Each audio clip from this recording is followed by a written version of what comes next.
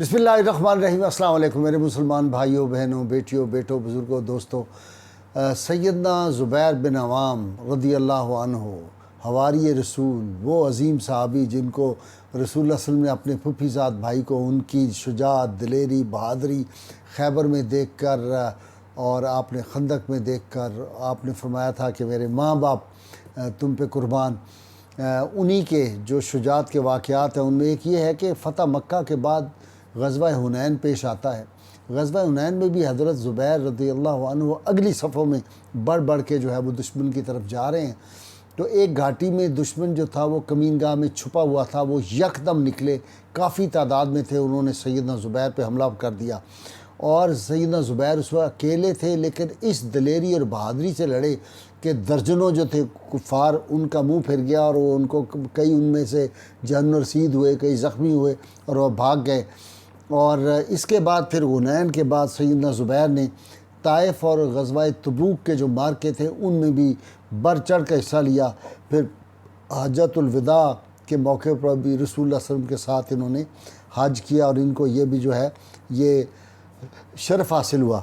सैयदना फ़ारूक आज़म रज़ी अल्लाह ताला अन्हु का जब दौर आ जाता है तो उस वक्त शाम की तरफ मार्का यरमूक आपको पता है कि पेश आ गया और ये यरमूक का था। मुसलमानों की तादाद बहुत कम थी और कुफ़ार की तादाद बहुत ज़्यादा थी।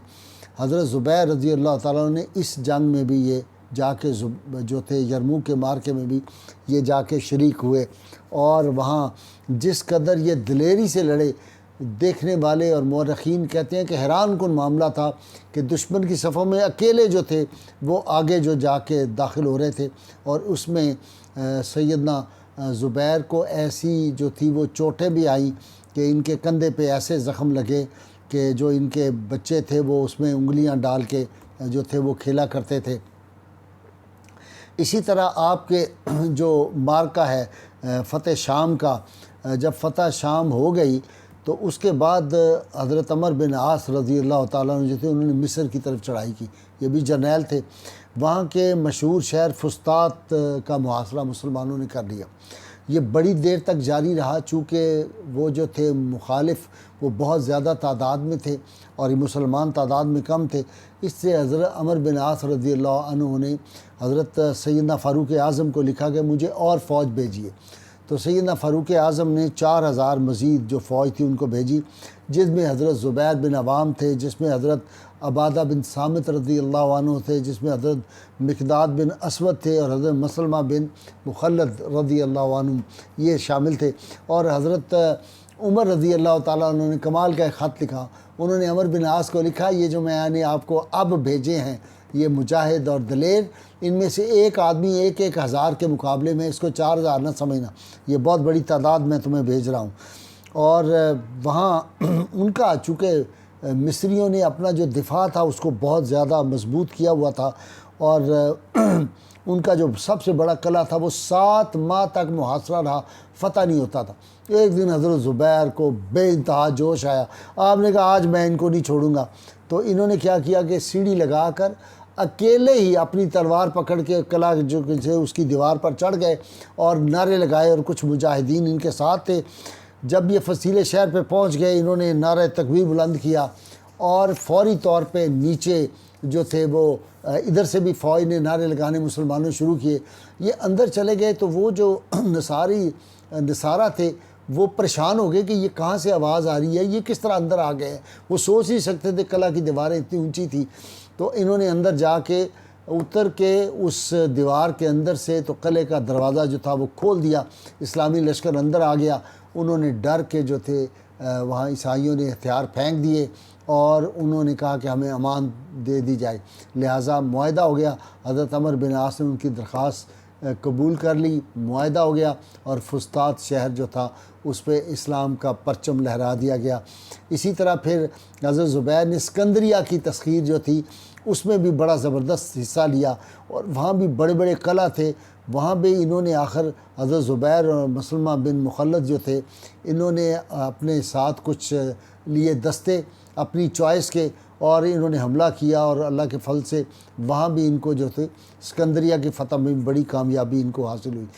अब अफसोस की बात यह है کہ سیدنا فاروق اعظم کا دور میں یہ ساتھ رہے، پھر سیدنا عثمان کے دور میں جب ان پہ باغیوں نے حملہ کیا تو انہوں نے اپنی خدمات پیش کی، اور لیکن حضرت عثمان نے کہا میں نہیں چاہتا کہ مدینہ منورہ جو ہے اس میں کوئی خون خرابہ ہو۔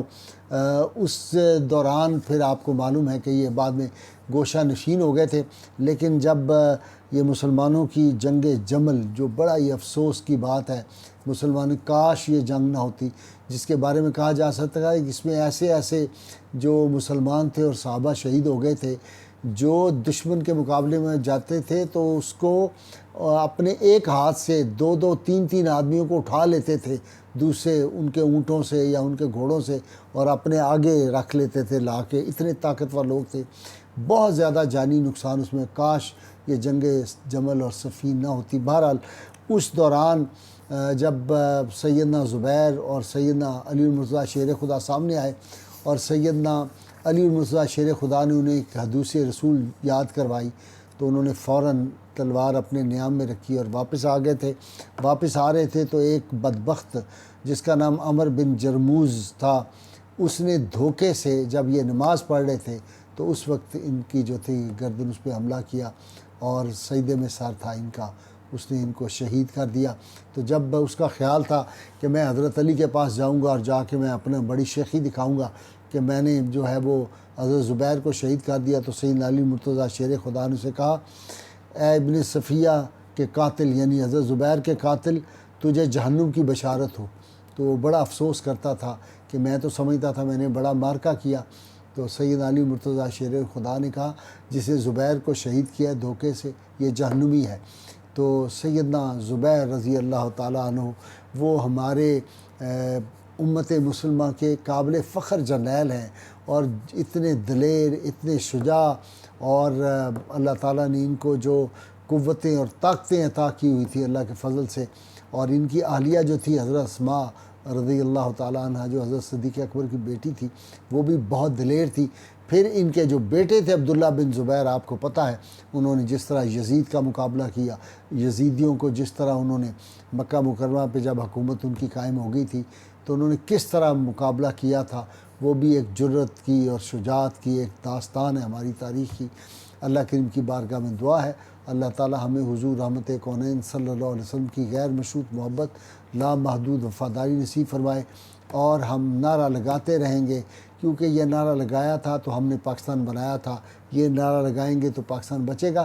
ایک بات میں خاص طور پہ آپ حضرات کی خدمت میں حضر اپنی بہنوں بیٹیوں کو کہنا چاہتا ہوں، اللہ کے واسطے یہ جو ہم پہ مسلسل عذاب آ رہے ہیں، یہ جو تکلیفیں آ رہی ہیں، یہ جو زلزلے آ رہے ہیں، یہ جو مختلف قسم کی بیماریاں اور آفات آ رہی ہیں، ان کی وجہ یہ ہے ہم نے پرائرٹی رکھنی تھی اللہ اور اللہ کے رسول صلی اللہ علیہ وسلم، حضور صلی اللہ علیہ وسلم سے غیر مشروط محبت، لامحدود وفاداری، ہم بہت نیچے آ گئے۔ ہم نے اپنے لیڈروں سے محبت کی، اپنے پیروں سے، اپنے مولویوں سے، اپنے لیڈروں سے، ان لوگوں سے جن سے ہمارے مفاد وابستہ تھے۔ خدا کے لیے اس سے نکلیں۔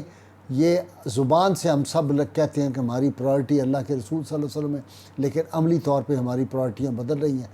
اس لیے میں ہاتھ جوڑ کے عرض کرتا ہوں، خدا کے لیے اپنی پرائرٹی جو ہے وہ اگر رسول اللہ علیہ وسلم کی محبت ہوگی تو پھر عاطف غیبی سے آواز آئے گی کہ محمد سے وفا تو نے تو ہم تیرے ہیں، یہ جہاں چیز ہے کیا لوح و قلم تیرے ہیں۔ پاکستان کا مطلب کیا؟ لا الہ الا اللہ محمد رسول اللہ صلی اللہ علیہ وآلہ وسلم۔